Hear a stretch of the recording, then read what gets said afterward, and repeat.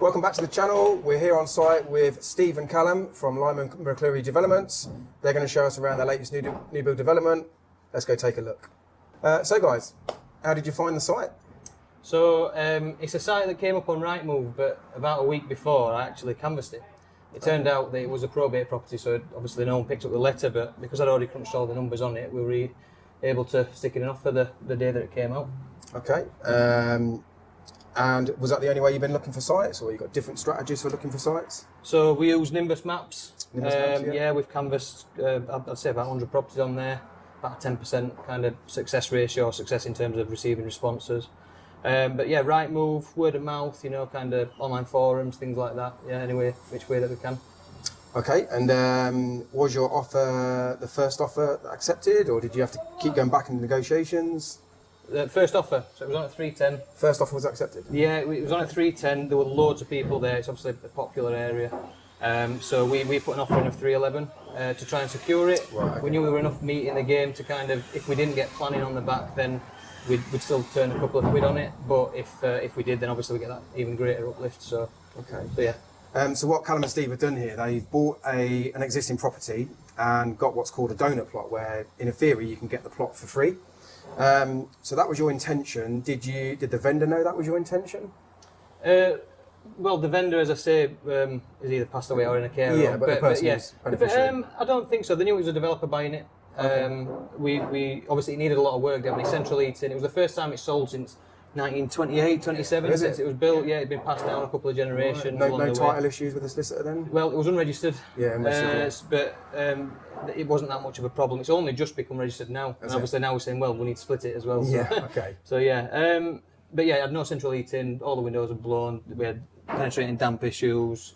Yeah, kind of bit of everything really. But yeah, the real uplift for us was in this donor plot really. Okay, so Steve, you're the person that does the work, like myself on the tools. Yeah. You're the sort of builder side of things. And how long did it take you to refurbish the main property? It took us about 2 months totally, with a few delays on the composite door. Plasterers and plumbers not getting on, not wanting to work in the same house. But it took us about 2 months in total. It's still pretty good going for a whole. You plastered the whole thing. The whole thing. Back to brick. Yeah. Back to brick, really. Pretty Yeah, much, that's pretty good. And all painted. We did it all ourselves, apart from gas, electric, and plastering. Okay. We just got people in for that. And obviously while you're doing that, which is the benefit of buying a property and then getting a donor plot, is you're obviously going for planning, the building regs, and that all happens in the background while you're doing the work in the main building. Okay. Yeah. And that one's going to go on for sale. You're on about putting them both on for sale at the same time. Yeah. Just because the building work, I think. Exactly that. We listed that originally towards the beginning of the year. It drummed up a fair bit of interest, but the general consensus was that nobody wanted to live next to a building site. Some other feedback about the garden and driveway, so we're on with fixing those issues. But yeah, we've pulled it from the market, which is in the process of refinancing now, so that we can put them both up for sale in a couple of months' time. Okay, and we were just talking before we came on the camera about interest rates making a few people a little bit twitchy. But I think people can see where they're going now. They know they're in for another little hump, but then next year it will settle down. The demand's definitely there. The big house builders have slowed right up. So if anything, it's going to limit the supply onto the market. And if this is going to go on the market around September, October time, it could really be great timing for you. Because like you say, it's going to be, people who are going to look around it will see what the rooms are going to be like and what it's going to be finishing. Yeah. That one's going to see what this one's going to be like. So hopefully you'll be able to sell both. That's the plan. Yeah, it's a popular area, so we don't think we'll have a problem selling it. Okay, so Callum and Steve have bought this site and obviously gained planning on it. Talk us through the planning process. Did it get accepted straight away? Is this the original design? Because planning can be a bit scary for a few people. Yeah, so our architect was really confident, said, yeah, we're straight into full planning. Precedent set down the road, there's 2 other examples. It's perfectly in line with the surrounding houses. He saw no way how it could falter. We went in straight for full planning, and whilst we didn't get it first time, we got some really good feedback from City Lincoln Council. they basically said, we think it supports a dwelling, just something you've put on, what you've put on this time is just a bit overbearing for the site. So originally we had a 2-storey house. So you've got 1.5 storey We've now. got 1.5 storey now, so drop that ridge a bit, but it's a slightly Which you've got bigger- bungalows there and a house there. Yeah, you've got 1.5 storey there as well. And you've got a house, okay. Yeah. So yeah, when we've done a similar thing, we've gone from a house to a bungalow and we've sat in the middle. Yeah. And like you say, the ridge height is it's almost no different. No, I think it was 600 mil or Higher something. the house over there, but Yeah. slightly Yeah. lower than that house. It's about similar. It's not too dissimilar to the original, the donor house. Yeah. So planning can be a bit of a lottery, but like you say, you know, sometimes you just got to try and go for what you want first. Yeah. If it gets pushed back, 9 times out of 10, the council will then come back with some feedback and say, well, look, if you can amend this, recommend that, we'll approve it, which is the same with our site at the moment. You know, Yeah. they've done exactly that same thing. We got refused. They said, if you build this, we'll pass it straight away. And 5 weeks later, we got full permission. Yeah. Yeah, Lincoln Council are really good. They invited dialogue for. They offer free pre-apps, Did they? which is a really good thing. Obviously. So would you have gone for that next time? Do you think? I think Gone for so. free Yeah. pre-app? Why not? Yeah, they give you a bit of a steer on what they'll accept, what they don't like, what they do We like. took the lead from the architect a little bit, and he was confident they'd get it on Yeah. here. So it kind of ran in line with, as that finished, Yeah. this would have Yeah. planning. No reason to disbelieve him and go against them To for be sure. fair, He's been really good. Carl's been he was amazing. really Yeah, good. yeah, and it was been really responsive. He's got a really good success rate, and you can see why. His understanding of the policy and his relationship with the council is second to none. But like you say, now, if you found another plot without planning, you could go straight to the council, have a free pre-app, Yeah, why wouldn't get we? some steer Yeah. from them, go back to your architect, or even Yeah. have the meeting with your architect Yeah. and sit down together and say, Absolutely. right, what would you support us doing? This is our ideas, what's your ideas? Meet in the middle, and it's cost you nothing and de-risks yourself. Yeah. So it was a bit of a shock. What's that? It was a bit of a shock when they pulled it back. Yeah, I mean, he was confident, as the architect was, and then we was like, ooh. I mean, this is development. You know, it's Yeah. a roller coaster. You know, it's a roller coaster. The main thing is you try and de-risk as much as you can. Yeah. You don't spend too much money unnecessary. You certainly don't lose money. But overall, you know, profits far outweigh the stress, the ups and downs, the rejections. Because you know, you've only need one deal, and it's payday. It's as simple as that. Exactly. Yeah. So normally I'd be asking these guys what they paid for the land, but in this case, it was donated. So do you want to run us through the numbers on the existing house and whether you've got some sort of contribution to here or whether you've had to put some money in? Yeah, so obviously we bought the house for 311,000. We carried out the refurb for in excess of 40,000. That's cheap. Yeah, That's yeah. a bit- Steve yeah. and his lads did a cracking job, and because we did most of it in house as well, you know, we could buy all the materials ourselves. We have to pay for contracts. So full project management by yourself, like you say, exactly just that. labour and materials, no overheads as such. Yeah, exactly that. So we brought it in for a good price. Given the correction in the market over the last few months, we're probably set to lose a bit of money on the house at the front, but all that does is offsets against the value of the land. So in theory, we might lose 20,000-30,000 on that, but then that just means this land will have cost us 20,000-30,000, which by anyone's books is a bargain. So to get a building plot for 20-30 grand, you know, like you say, it's still a great bargain. You wouldn't normally find land around here to do that. If it was on the market, what do you think? Because you're a surveyor. Yeah. So what do you think this plot would be worth on its own merit So, with full as planning? it was when we scraped it back, we actually had a surveyor out, and he said 95,000. 95. So you got a sort of 60,000-70,000 pound uplift straight away. Yeah, exactly. Just on the land, which you know, it's a good contingency or it's great on your profit margin. Yeah. Exactly that. Yeah. Our architect asked us if we wanted to sell it. Oh, Yeah, did I he? had builders wanting to buy it from us. Yeah. People had asked straight away. Is that something you feel like you may do later on? Because obviously you've done this one, so therefore you can do it as many times as you want. Potentially, it depends what we've got going on. Yeah, if it's Yeah. something that we can't, satisfy straight away, then we'll entertain it. But yeah, as it is at the moment, this was our flagship. This was our guinea pig. We wanted to really learn the ropes of the developer, and because we own it unencumbered, we've been able to do that. Yeah, cool. Okay, so today, back on my site, back in Spalding, we've just had our first timber frame erected today. We've used it several times. What's made you guys go for timber frame? Steve's the carpenter, so I know he likes wood. Yeah, he likes That's one wood. thing. My kind of thing. That's it, yeah. But no, the timber frame merchant, so Oakworth, relationship that Steve had already. You've used them in the past, and you've been trusted with them for a long time. So we already had that relationship with them. But ultimately, speed.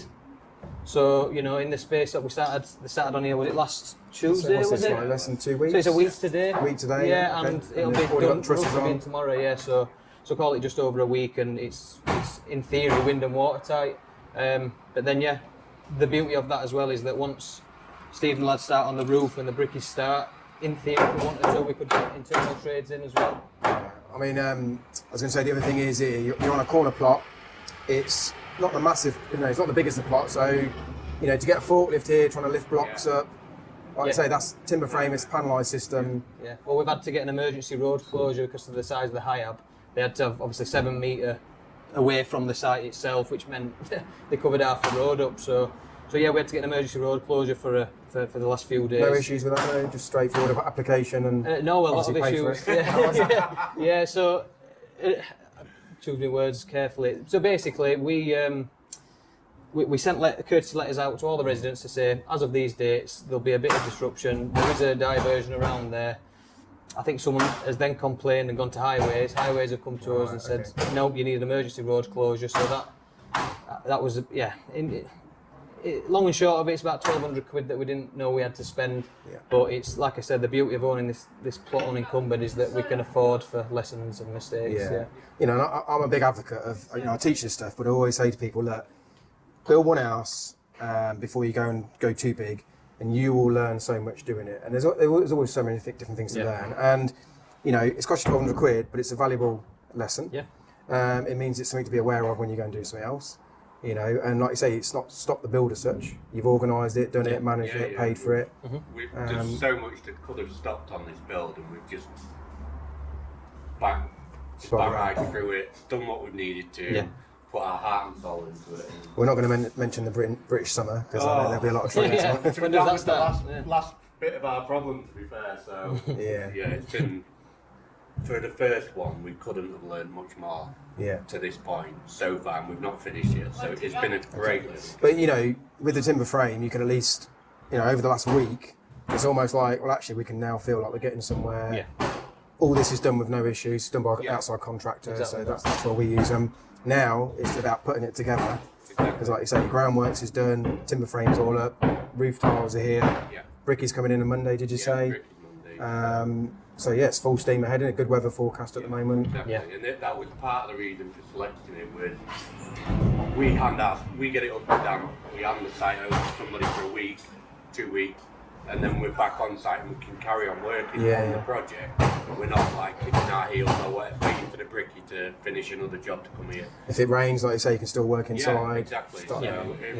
And our philosophy from the start was we wanted to build some nice homes that people would want to live in. That sort of go along the eco philosophy. With the timber frame, Yeah, exactly that. Something sustainable.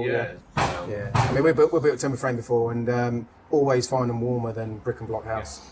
Like you've got the insulation in here, so it's a super warm house, won't it, when it's done? Yeah. We're hoping to achieve quite a high SAP rating with it. Mm-hmm. Yeah, definitely. Which is going to be a selling feature because people are going to be driven by bills. I mean, when the EPCs first come out, I was like, who's going to take any notice of that?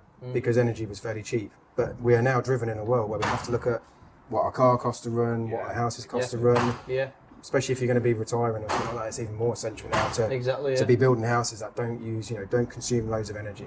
Well, we've got the 10 solar panels going on the roof. We've got 5 kilowatts storage, and a 3.6 kilowatt inverter. So it's going to make a big difference. Was that part of planning, or was that just something you've just something we want to do again as part of that eco/sustainable philosophy and that ethos we wanted to instill in our developments? And we think it'll be a nice feature to have. So you got gas going in, or you just got no gas, all electric? Yeah. Okay, so like you say, that's one utility less to pay for, which then pays for the solar panels.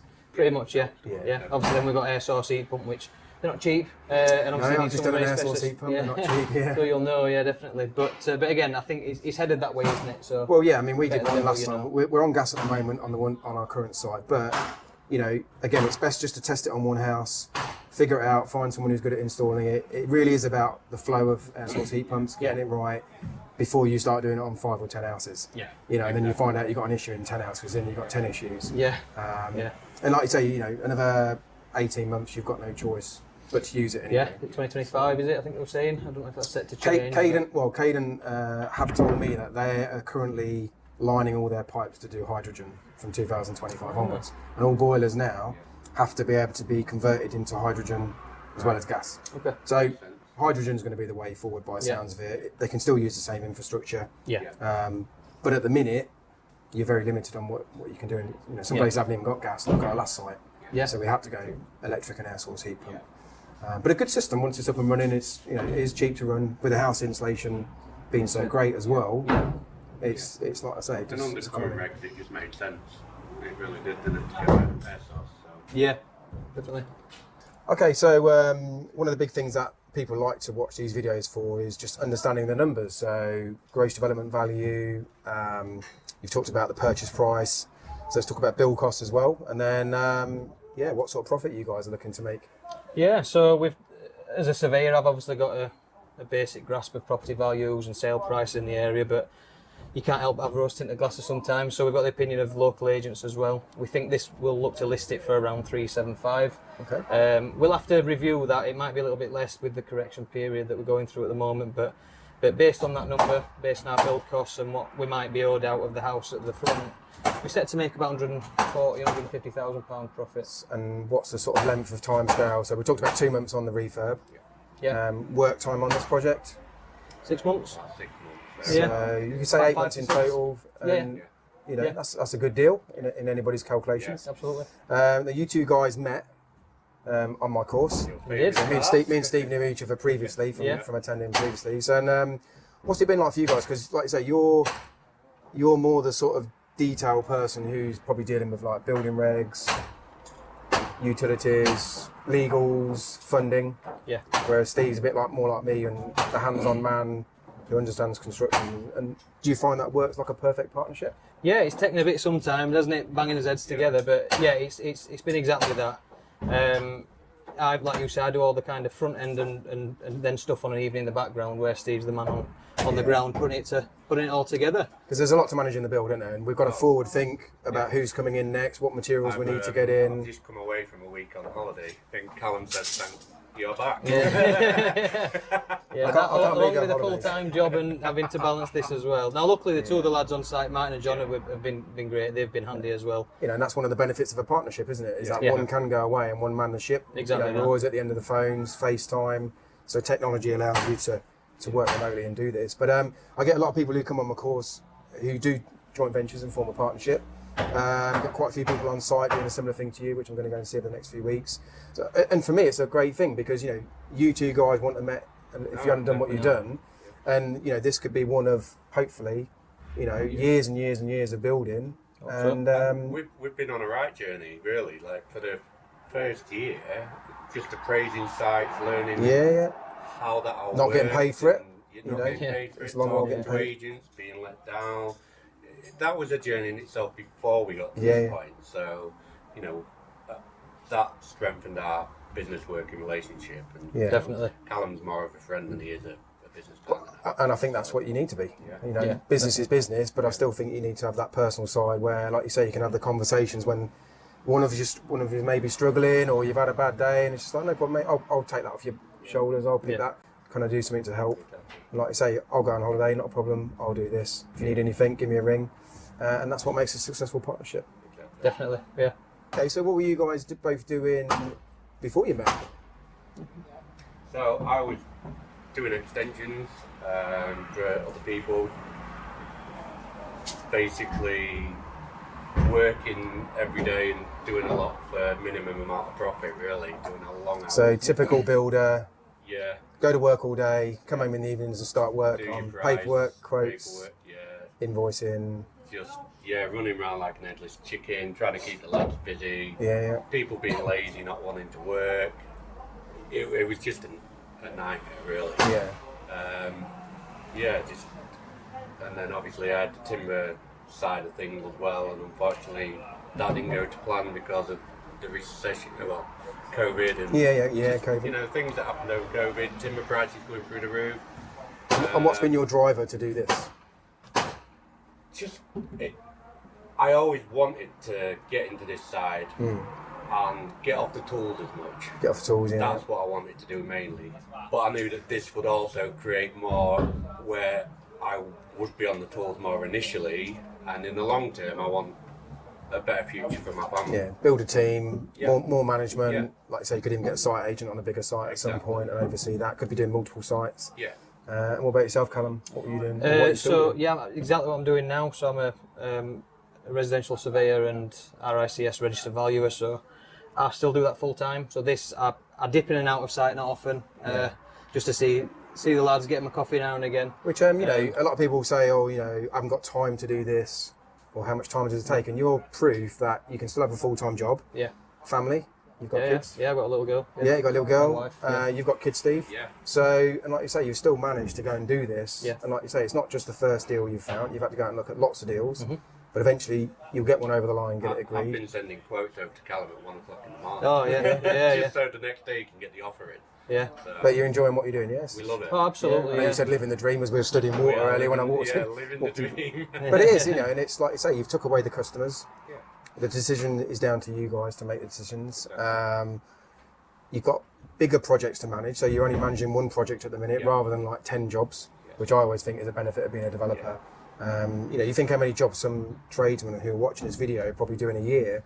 Probably got to look at 50 jobs to win 10. And then every single week or month they're doing a different job, starting it, finishing it, different materials, different customers. We're project managing 6 months here, so I know what I'm doing. 6 Yeah, months. I'm not backwards and forwards and running about left, right, and centre. Everything's focusing on the one site while Callum's in the background working on the other side. So, Great.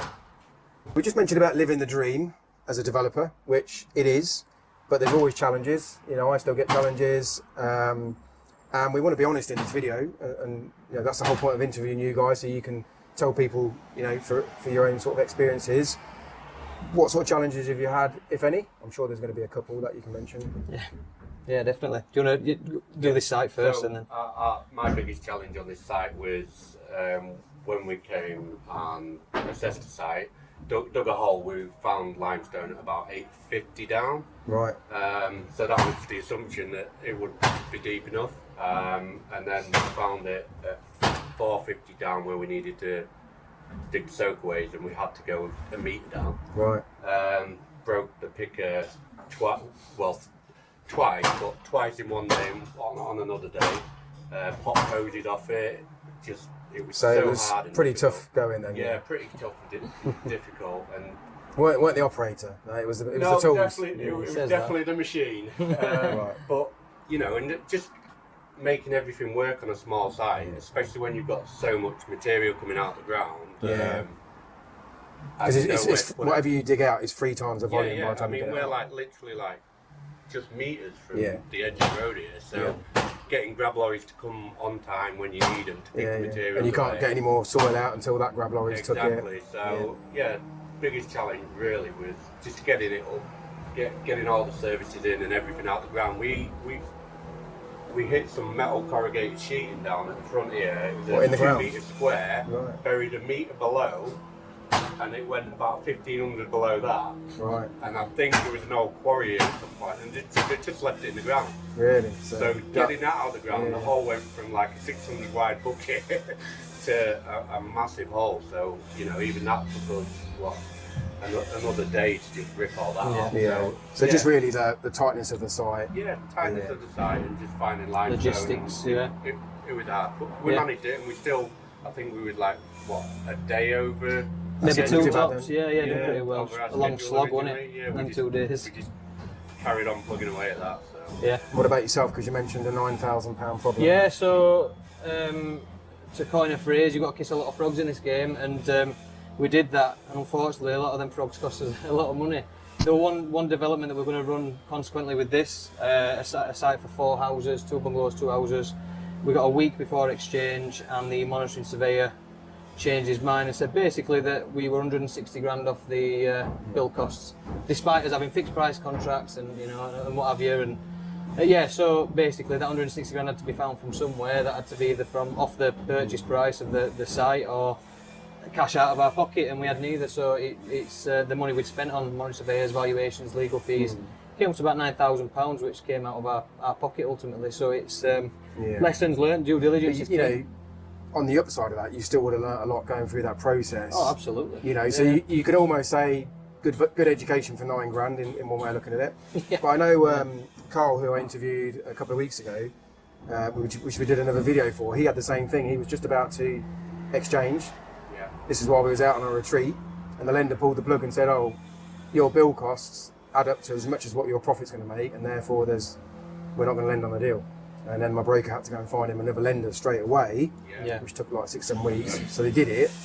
But I think it's just lenders, whether they haven't got enough money to lend, because obviously they're limited on where they get their money from. And I think certain times they have committee meetings and they just say, right, don't lend any more money this month, or we haven't got that loan back in because developments took a lot longer. We've had that, like where we applied to refinance this site, and we got the application a day later. They stopped lending additional money. I think, like you say, whether they've got the sums or whether it's just people a little bit twitchy. You know, the uncertainty of the market could be a bit of everything, really. But yeah, an expensive learning curve, but a learning curve nonetheless. Yeah, so we won't be making that mistake again. Okay. And you just talked about refinancing the bridging loan onto development finance, which should give you an extra £60,000. Did you say for the build? I mean, yeah, if we want it, if we need it, we probably might not need it, but the but that key could almost be a deposit. On the next, that's how we probably are going to take it for business operations. Yeah, like I said, we've got the other site that we're putting a pre-app in hopefully the next week or two. We're still kissing them frogs. So yeah, it's we'll put that money to use if we need it. Excellent. So usually at this stage, it's a good time to start looking for another project, because you've probably got maybe a good 3 months to finish the build, maybe a little bit longer. And then obviously you've got legals, planning, got sales period on here, might want a holiday. So what's next for you guys? What are you looking at, any other projects? Yeah, we've got two other that I suppose have a bit of meat on the bones. We've got a 3-storey block of 9 flats in a city centre location that our architect passed on to us. We're just crunching numbers on that at the minute, see if it's doable or not. And then we found out from the vendor's solicitor today on another site for 2 houses, which hasn't got planning, but we're confident that we can get something on there that, they let us know there's no easements or any kind of issues like that we need to be aware of. So hopefully next week or two we'll sort of pre-app on that. So it's good, isn't it? Because like you guys are not bothered about taking stuff through planning. You can do the pre-app thing with the planners to de-risk it. You've obviously got some surplus funds here if you need to use it for application. And would you still do another single unit, or are you just sort of like, no, we now want to do 3 or 4? You still do them? Yeah, definitely. Still do a single unit. If there's money to be made out of it. I think if you can make 100,000 and it will sell, if it's in a good area, it's 6-month build, all day long. Just, a couple of them a year. Ideally, we want to be scaling up. Looking maybe between kind of 4 and 10. It'd be great. I think we've learned a lot of lessons here that we can take that, moving forwards. But like I said, that site's for 2 houses. That'd be a good one. And we're constantly looking. That one came through Nimbus. Found the vendor's details, sent it to them. It's like a big holding company, so there was no way of knowing that otherwise without going through land registry. They weren't looking to sell it, but they said if you can make an offer, then so be it. So that's even better, then, isn't it? You've actually sown the seed. And then no competition with that one. So no, not at all. I sent the letter a year ago. Did you? And then I just chased it again on the off chance, and I got a response. So. Always have the follow-up process when you send your letters. Keep chasing them, because it might not be now, but it might be in 3 months, 6 months time. Exactly. Do you think you guys will automatically go timber frame? Is that almost going to be your first choice of build method? The builder. I think the more houses we build, we'll probably choose timber frame. Yeah. But I think as we build the team up, I'd like to maybe take a brick in and apprentice on. Right, okay. So that we've got them kind of on our projects permanently, and eventually start going down the apprentice route where we're helping train. Excellent. And give a little bit more back. That's in our long-term plan. And also I think the good thing there is if you do take on a bricklayer or a carpenter or whatever, at some point they're going to get involved with other trades, so they become multi-skilled and they have a good understanding of what the next trade does.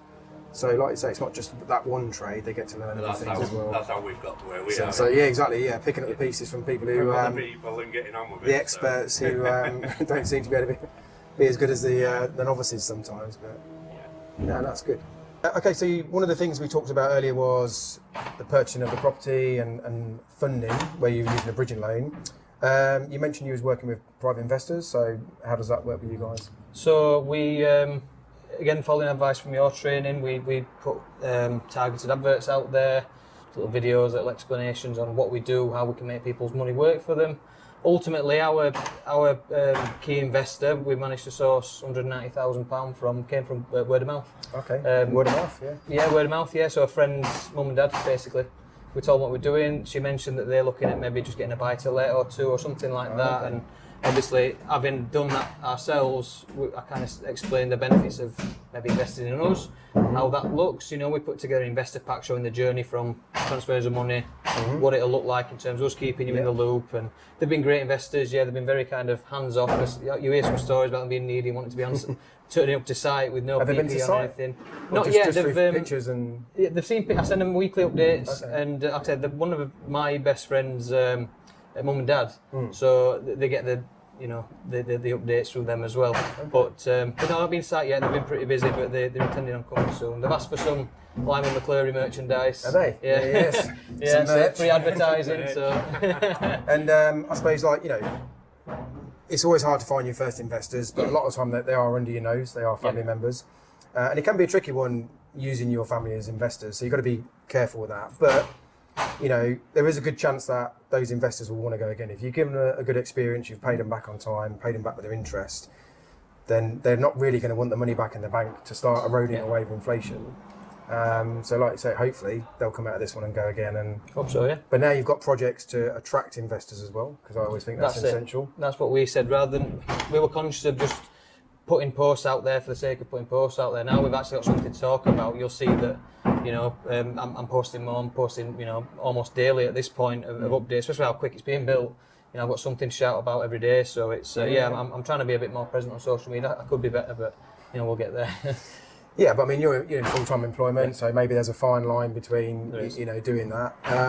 But, you know, money, a lot of people will use money as an excuse for not doing anything in life, to be honest. Can't afford that, I haven't got the money. If you've got if you've got something that you really want to do, and there's a big enough reason to do it, you will find the money. And like you say, good profit in this. You'll potentially go on to make bigger profits on other deals, multiple deals. And you just got to go for it. The money is out there. You know, more people have got money sitting in the bank now than ever. It's eroding away with inflation. Might as well come and put it into a project with people who know what they're doing. You've always got me here for support, as you know, so which you call on, which is what it's about. It's a win-win for everybody. Definitely, yeah. Okay, so what would you guys say to anybody watching this video who's thinking about becoming their own developer, like me and you, Steve, wanted to come off the tools? What would you say? What's it been like, and what advice would you give them? I think the key is to educate yourself. Get a mentor, get someone who's done it, get them to kind of fast track you into it with that safety net behind you. You've been a massive... We wouldn't have taken that leap on this property without the backing of yourself, even just being there, you know, like say, the other side of the phone, things like that. But yeah, definitely education and networking. Obviously, that's how me and Steve met at one of your 3-day events. It just so happened that we were the only 2 people from Lincolnshire there. You were looking for someone to do all your paperwork for you. And we're looking for someone to do all the labouring for me. But, the other good thing was, I know me and Steve had met, and we've known each other probably 6 years, something like that, 5-6 years. So at least when you was talking about the joint venture, I can at least say, well, look, I've known Steve a long while. You did, good person, trustworthy. You know, that reassures you. And here we are. You know, so yeah, definitely. But yeah, I think the main thing, certainly from my perspective, is just like you said, money should be no barrier. People have got money out there, so find the deals. Find ones that work and show it to the right people, and trust. Great. So if you're watching this video, if you've got some land around the Lincoln area that you're interested in, maybe talking to these guys about getting planning on. If you've got some money sitting in the bank that's doing nothing and you fancy investing into one of these guys' projects, how can they get in touch with you? We're on most social media platforms, so Facebook, Instagram under Lyman McClurry Developments. Okay, we'll drop an email address in the comments below. Direct, email address as well. But yeah, anywhere kind of Lincoln surrounding areas, Newark, parts of South Yorkshire, we're kind of within touch and distance of. So yeah, happy to entertain any of those areas. Excellent. So I hope you've enjoyed this video. We're going to come back and see this project when it's finished. Really looking forward to that. And we'll do another video, so make sure you like and subscribe to the video. And we'll show you the finished article in 3 months? Can we put a date on it? Yeah. I'd say come back in October. End of October? Yeah. Well, I'm away for October, but I'll come back beginning of November. Working on my retreats. Busy. But no, thanks ever so much, and we'll see you all soon.